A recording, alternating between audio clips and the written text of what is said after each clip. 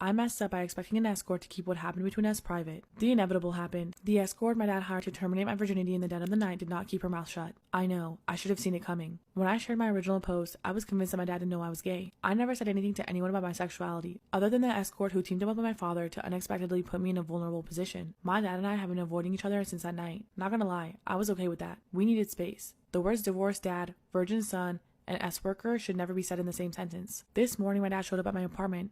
Unusual but not surprising. He was courteous enough to call beforehand, asked if I was available, said he wanted to talk. I assumed he was still feeling bad about ambushing me with an escort and wanted to make sure that our relationship was intact. Little did I know, my dad's primary objective was to establish if his 20-year-old son was sexually attracted to other people's 20-year-old sons. As soon as my dad made himself at home in my living room, I said my roommate was at the gym. He dropped the following line: "Sharing an apartment with a guy who works out must be motivating." Slow clap. Subtle as fuck. My father. He didn't even need to wink at the camera. He asked me if my roommate had a girlfriend. I implied that he had girls come and go. My dad said that my